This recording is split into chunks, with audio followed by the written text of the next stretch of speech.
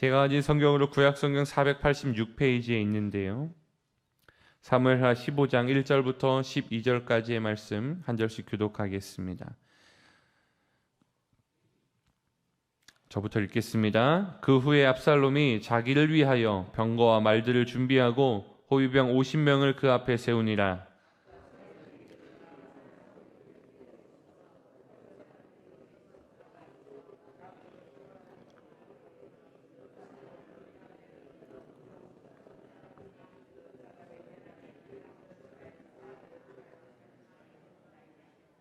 압살롬이 그에게 이르기를 내 일이 옳고 바르다마는 내 송사를 들을 사람을 왕께서 세우지 아니하셨다 하고, 또 압살롬이 이르기를 내가 이 땅에서 재판관이 되고 누구든지 송사나 재판할 일이 있어 내게로 오는 자에게 내가 정의 베풀기를 원하노라 하고, 사람이 가까이 와서 그에게 절하려 하면 압살롬이 손을 펴서 그 사람을 붙들고 그에게 입을 맞추니, 이스라엘 무리 중에 왕께 재판을 청하러 오는 자들마다 압살롬의 행함이 이와 같아서 이스라엘 사람의 마음을 압살롬이 훔치니라.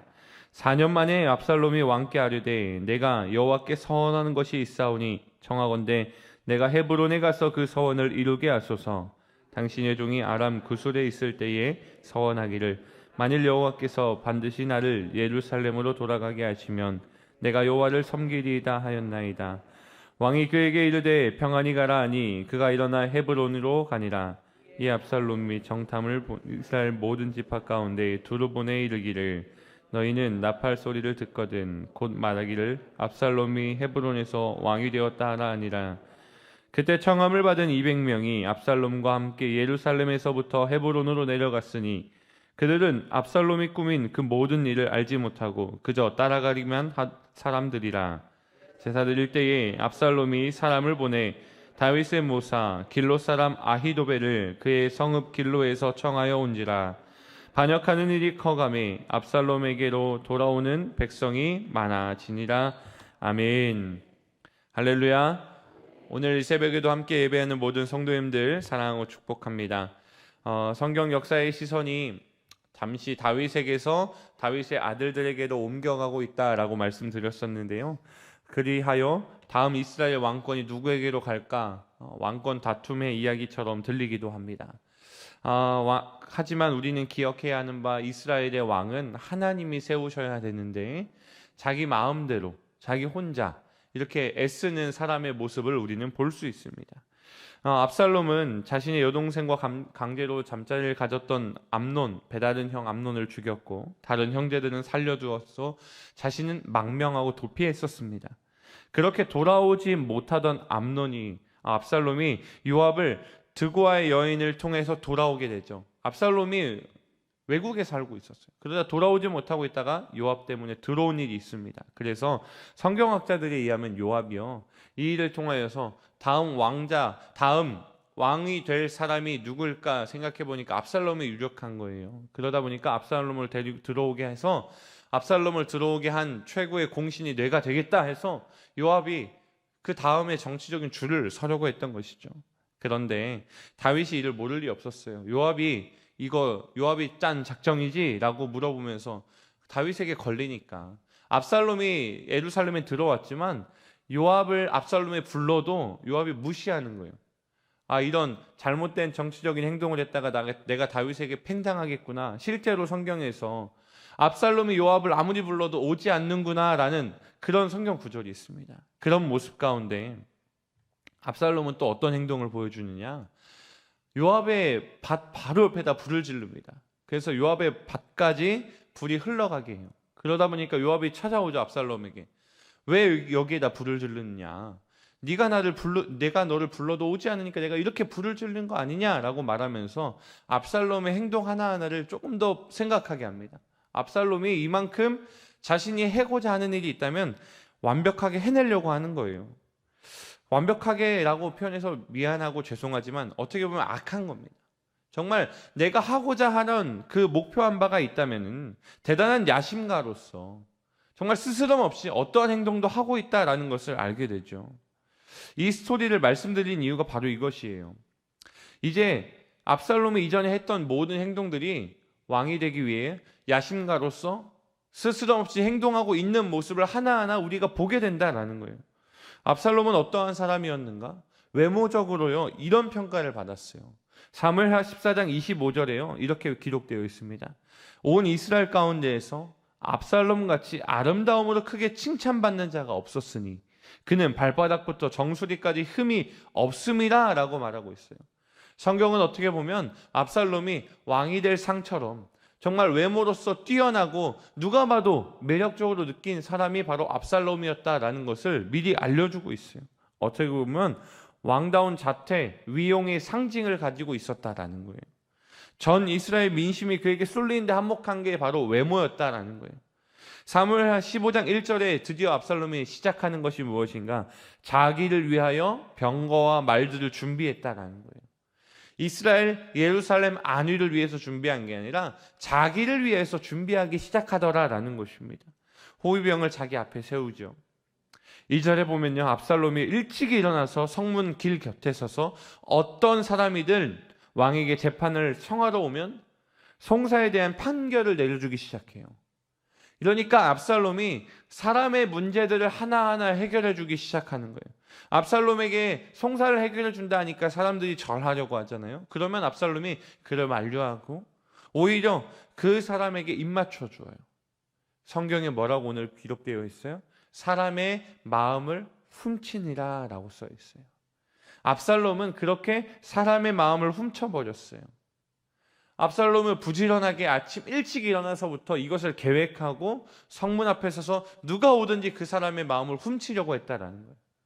예루살렘에 살지 않던 사람이든 예루살렘에 사는 사람이든 마음을 훔치면 그 마음을 훔친 이야기가 사람들 사이에서 얼마나 좋은 스토리로 흘러가겠습니까? 그렇게 압살롬은 살다가 왕에게 헤브론으로 제가 가야겠습니다라고 말하고 헤브론으로 이동합니다. 그렇게 자신의 반란을 한 단계 한 단계 밟아나가고 있어요. 압살롬의 행하는 모습을 보면 저는 이렇게 묵상이 되었어요. 자신의 성공을 위해 스스럼 없이 행동하는 세상 사람들 같구나. 세상 사람들처럼 정말 내가 원하는 바가 있다면 내가 무엇이든 해내겠다라는 열심이 있어요. 그렇지만 하나님의 방법이 아니라는 거예요. 스스럼 없이 행동하는 그 모습 가운데 12절 말씀, 오늘 우리가 읽었던 12절 말씀을 보십시오. 제사진을 드릴 때에 압살롬이 사람을 보내 다윗의 모사 길로 사람 아히로벨을 그의 성읍 길로에서 청하여 온지라. 반역하는 일이 커가매 압살롬에게로 돌아오는 백성이 많아지니라 라고 써 있어요. 반역하는 일들이 커져가고 있어요. 압살롬에게 다가오는 사람들이 많아지고 있어요. 과연 그 일이요, 압살롬의 편이 많아지고 있는 걸까요? 아니라는 거예요. 잘 생각해야 된다는 거예요. 11절 후반전에 보면 그들이 압살롬이 꾸민 그 모든 일을 알지 못하고 있다라는 거예요. 알지 못하고 있다라는, 그저 따라가기만 했던 사람들이라는 거예요. 알지 못하고 그저 따라가기만 한 사람들이라. 다윗의 군대와는 좀 다르죠.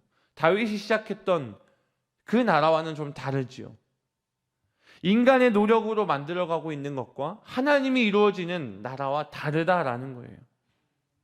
압살롬을 보면요, 어떻게 보면 존중하고 존경받을 만한 일은 있어요. 열심을 다합니다. 정말 열심을 다해요. 그리고 사람을 끌어당기는 매력도 있어요. 그는 자신의 편으로 만들 줄 알았어요. 사람들, 지나가는 사람도 붙잡고 자신의 편으로 만들 매력을 가지고 있더라라는 거예요. 그래서 자신이 원하는 결과가 있다면 수단과 방법을 가리지 않아서 완성해 내가는 그런 철두철미한 모습도 보여주고 있습니다. 이루어냈어요. 솔직히 말해서 완성했습니다. 반란을 시작했어요. 딱 성공한 사람의 원형으로 비칠 수 있는 모습입니다. 하지만 성공한 사람이 가지고 있어야 하는 성공하기 전에 자세가 있습니다. 그것이 무엇입니까? 바로 하나님과 함께하는 것입니다. 우리가 인간의 성공을 하기 전에 우리가 무엇인가 완성해야 되고 무엇인가 준비되어야 된다라는 것이 있다면 바로 하나님과 함께한다라는 것입니다. 기도 없이 성공하면 하나님을 믿지 않게 됩니다. 그러나 기도하고 성공하면 믿음이 강해집니다. 그래서 우리는 성공하기 전에 기도해야 하는 것입니다. 성공하기 전에 하나님과 함께해야 하는 것입니다. 그렇게 해야 하는 이유가 무엇입니까? 기도를 계속하면 나를 비우는 기도가 되고요, 욕심과 정욕을 버리고 내려놓게 되기 때문입니다. 하나님은 우리의 기도를 들으시고요, 우리에게 빼낼 것들을 다 하나하나 제거해 주십니다. 주실 것들은요, 기도하는 그 순간순간 채워주십니다. 압살롬이 반란을 자신을 위해 준비했고, 매력적으로 준비했고, 철저하게 준비했습니다. 그러나 제일 중요한 것이 없었으니 바로 하나님이었습니다. 성공하지 못한 우리가 있다면, 성공하지 못한 우리의 순간들이 지금 아직 남아있다면 그것은 바로 하나님과 함께할 수 있는 기회에 있는 것입니다. 성공하신 분들에게 하나님이 있다면 정말 축복합니다. 정말 축하드릴 수 있습니다. 그렇지만 성공하였지만, 물질이 많지만, 사회적으로 높은 위치에 올라갔지만 하나님이 없다면 정말 그 길이 안타까운 길이고 사망에 다다른 길이라는 것을 우리는 기억해야만 합니다.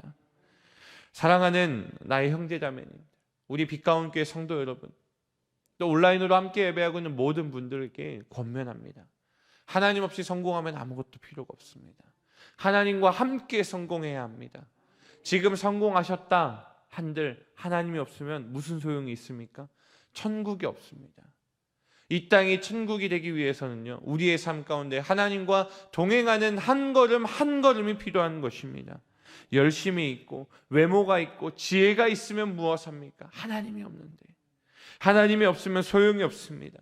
오늘 이 시간에, 이 새벽에 우리가 모인 이유가 무엇입니까? 하나님이 필요하기 때문입니다. 하나님이 나의 삶에 함께 하셔서 나의 삶의 완성은 하나님이라는 것을 우리는 알고 있기 때문입니다. 이 새벽에 기도하실 때 하나님과 함께 성공한 그 발걸음 가운데 있는 저 여러분 되기를 소망합니다. 하나님과 함께 성공하여서 성공하기 전에 내가 필요한 것이 무엇인가 먼저 준비되는 인생으로, 나의 인생의 성공의 완성 뒤에 하나님이 하셨습니다라고 말할 수 있는 믿음의 사람들이 저와 여러분 되기를 소망합니다. 이 시간 찬양하고 기도하는 시간 갖도록 하겠습니다. 찬송가 390장입니다. 광고 말씀 잠시 하나 드리겠습니다.